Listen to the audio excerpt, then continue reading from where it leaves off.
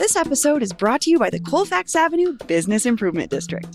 Looking for fun that's a little less fancy and a lot more Colfax? Even during VRT construction, your favorite street is bringing the vibes, food, fun, and unforgettable events. Show your love by visiting Colfax businesses or joining this spring for the Krabby for Colfax Seafood Boil fundraiser, the first annual Apothecary Tour, Big Wigs Bar Crawl, and the Colfax Avenue Community Cleanup. Support the places that make Denver, Denver. I mean, I love the people of Colfax. My favorite guy in a bathrobe, wig, cigar. So look, maybe I'll see him there. I'd love to see him there. That's what makes Colfax Colfax. You don't know who you're going to see. Colfax is always open, always authentic, and always worth the trip. Get all the event details and sign up at colfaxav.com. That's colfaxav.com. Today on CityCast Denver. Home renovation shows are as popular as ever, but there's a new one on Netflix that is definitely off the beaten path. Our casting team wanted Chicago, to be honest with you, but I suggested Denver. I felt like it kind of had this combination of middle America feel, but also, the people here are adventurous, a little bit more progressive, and I just had a feeling they had a kinky side. Scott Feely is executive producer of How to Build a Sex Room, the docuseries that takes you inside the sex lives of Denverites. The series has been available on Netflix since July, and it's been such a success that Denver Film invited them to screen the show at the Film Fest. Oh, and because Denver Film Fest signed up to advertise on the show this week after we started working on this episode, we thought it was best for my producer, Aaron O'Toole, to conduct today's interview with Scott Feely and executive producer, Karina Robbins. And just a note that you might have already guessed, this interview touches on some explicit topics. Today is Tuesday, November 8th, 2022. I'm Bree Davies, and this is CityCast Denver.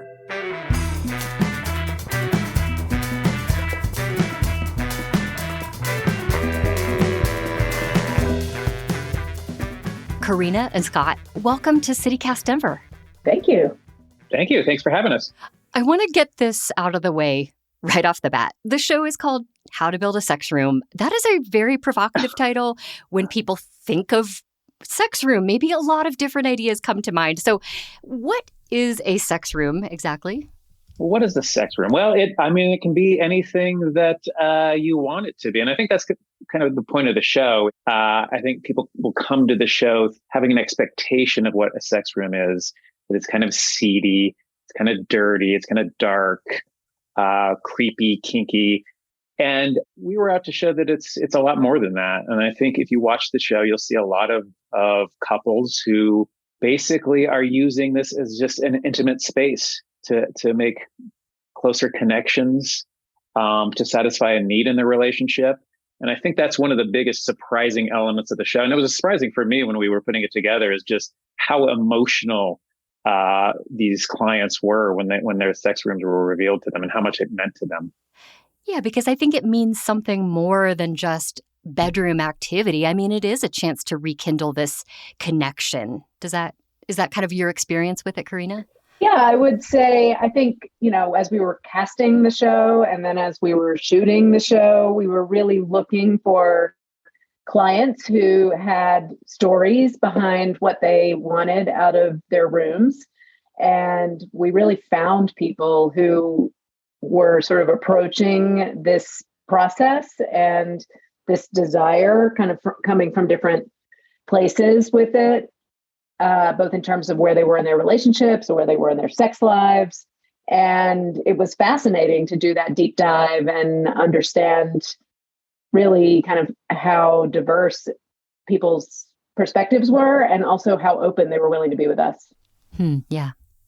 Now, for people who haven't seen the show, the host, Melanie Rose, is quite a character. Can you explain who Melanie Rose is and what she does? No, you have to see the show to really appreciate Melanie Rose. That's fair. The Mary Poppins of sex rooms. That's right. We call her the Mary Poppins of sex rooms. And I guess if you're going to put it in one sentence, that's probably the best sentence to explain her. Oh, wow. This is beautiful. Oh, thank you. Welcome. So I understand you want a sex room. I mean, this show would not work without her. She is a British woman, middle-aged, I guess, Karina, Yeah. a little more than middle-aged. And I think what she does is she makes it feel wholesome. She makes it feel acceptable. And she is really the lens through which all of this feels right and appropriate. She doesn't take it too seriously. She's cheeky, very British attitude. And really, it was amazing to see the clients open up to her like instantly. She has this ability to instantly connect with people, make them comfortable, and really within minutes get them to talk about the most intimate levels of their sex life, of their relationships. And she was really key to the entire concept of the show. Yeah, she really has this great combination of warmth and also this very matter of fact, like, we're going to talk about sex now. And then she has, I guess, for lack of a better term, a bag of tricks. Describe how that goes. I would say that one of Melanie's reasons for being in life, one of her animating forces, is that she really loves shocking people. Yes. So we use that to our benefit also. She really loves seeing how people will react to things. And that was kind of part of the reason why she would bring this bag of tricks, so that she could pull out different sex toys and see and sort of do a test with people. Like, how comfortable are you with this? How about this? Is this pushing your boundary? Is this pushing the level of what you're comfortable with? And so it was really sort of a shorthand tool to just see physically how people would respond. Yeah, I would say that, we're used to doing a lot of home reno shows, and usually the talent is pulling out tiles or carpet swatches or stuff like that. It's a lot different when she's pulling out dildos and butt plugs and strap-ons. Definitely very different from wallpaper samples. That's right. That's right.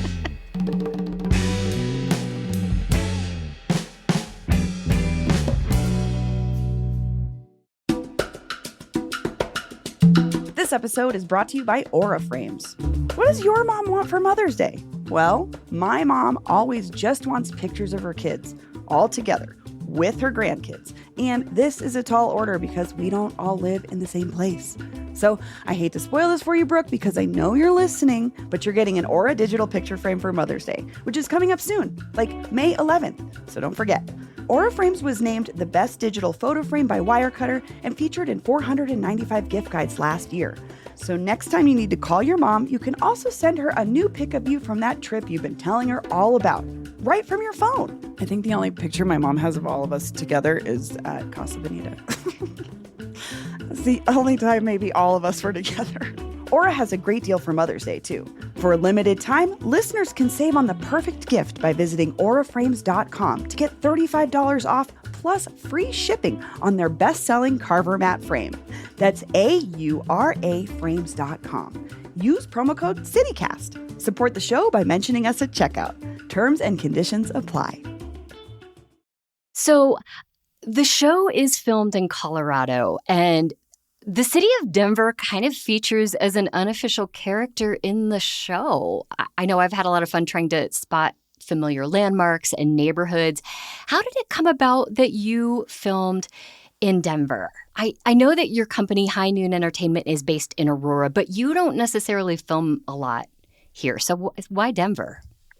Yeah, we don't shoot a lot of shows here. We are headquartered here, and we do all of our post-production and all our editing here. But most of our shows are shot elsewhere, and that was the plan for this one. Actually, Melanie is located in Los Angeles. That's where she calls home, and that was the plan. It was originally to do it in Los Angeles, but once we started casting there, we came up against a couple obstacles.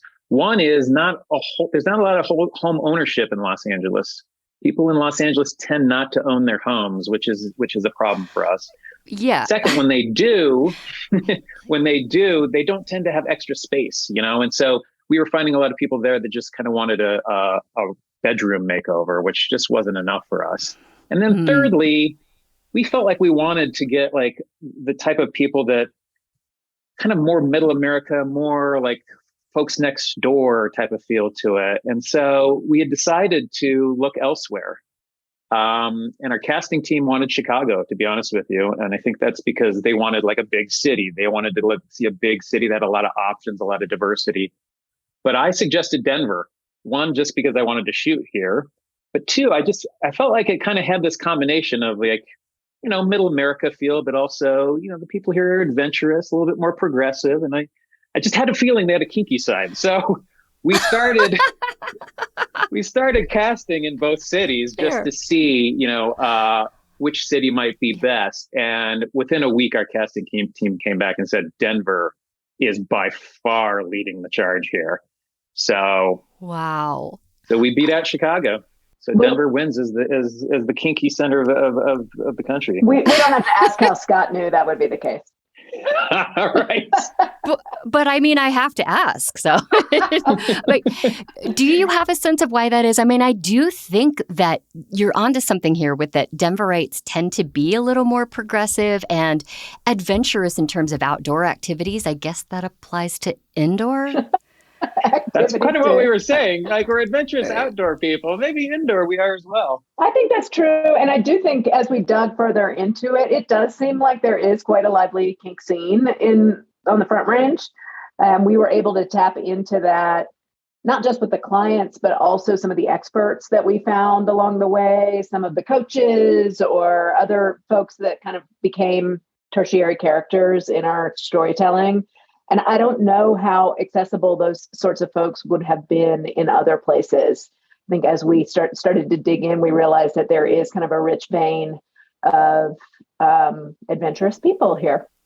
Yeah. And as executive producer on the show, one of the executive producers, I mean, was that part of your job to do this yourself or send your people out to find kink coaches? Yes. How was that process? Yeah, absolutely. We had producers who were reaching out to pro-doms, people who were reaching out to shibari practitioners, people who were reaching out to relationship and sex coaches, exotic dancers, every person that you see who features in the show, that his or her participation in the show came as a result of, really digging deep into the resources that were available in the Denver community. And they're not insignificant. Yeah. And I wanted to ask you about the approach that you take, because it seems, one of the objectives is to take these discussions out of the shadows and spark a healthy and positive dialogue about sexuality, but also kink and BDSM, and to have these conversations that maybe people don't have right now. But it could have veered off into dark territory or sort of creepy territory for some viewers. I mean, how did you kind of approach it, like for the average Netflix viewer, I guess? Yeah. Well, I mean, I think at every step of the process, we were very conscious of, not crossing the line into creepy and weird and dark. I think the tone of the show is hugely important. And so, Melanie brings that clearly, but also in the casting, we were looking for a diverse cast of people that had, diverse kinks, but also relatable in some way. Yeah. It doesn't hurt that her contractor, Mike, is such a hoot and he's such a good sport. He plays his role perfectly. Let's put it that way. I mean, he's a little bit like a stand-in for the audience, He does allow that little like, what is going on here? Yeah. And their chemistry is perfect. And so we considered a few different contractors for the show, but we just felt like he and Melanie, personality-wise, also visually, they just make a really interesting pair. Yeah. I love that. And how has the reception been to a show about sex rooms? I'm very curious to know what you're hearing, other than, of course, how gorgeous Denver looks on the screen, which is undeniable.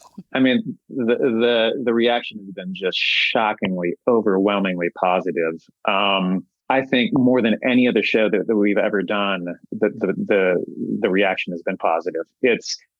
You look on social media, and social media, I mean, I think, it's built for the trolls. It's built for the haters. It's built for, negative commentary. And True. It has just been overwhelmingly positive. I think we really struck a chord, it feels like, or Melanie is striking a chord on, we hear a lot of like, finally a sex positive show that I can watch. Now I'm curious if this is the thing that will get the real estate market moving again. Now I kind of want to look up on Zillow and just see, we've got 4 bedrooms, an office, and a sex room. Sometimes these things do turn up on Zillow. If you ever see Zillow Gone Wild. Exactly. Right. Well, Scott and Karina, thank you so much for talking with me today. Thank you for inviting Thanks us. so much for having us. The Denver Film Fest screening of How to Build a Sex Room has unfortunately passed, but you can still watch the whole first season on Netflix at home, right from the comfort of your sex room or your living room couch. You can watch it wherever. We don't judge.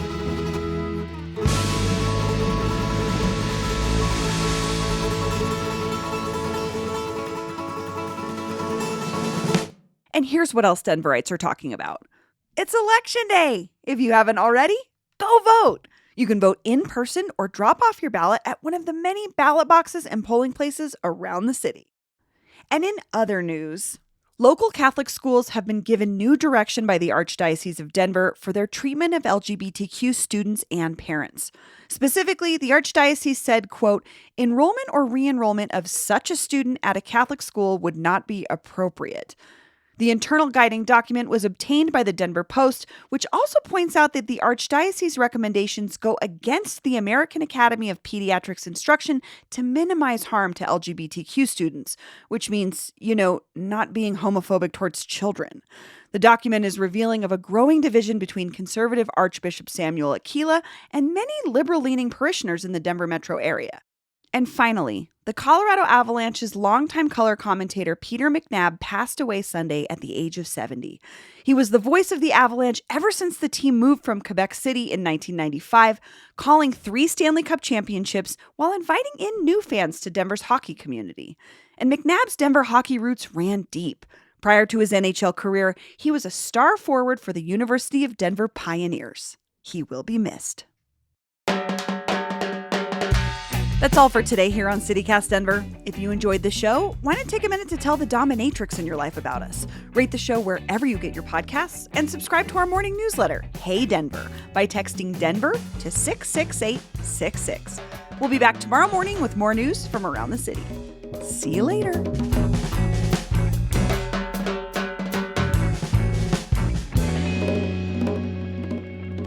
This entire episode... Working on this episode, there's this song in Revenge of the Nerds called Are You Ready for the Sex Girls? It's like the worst 80s song ever. And it has nothing to do with anything, but it's like anything when we talk about sex room, that comes up for me. Sad that movie did not age well at all.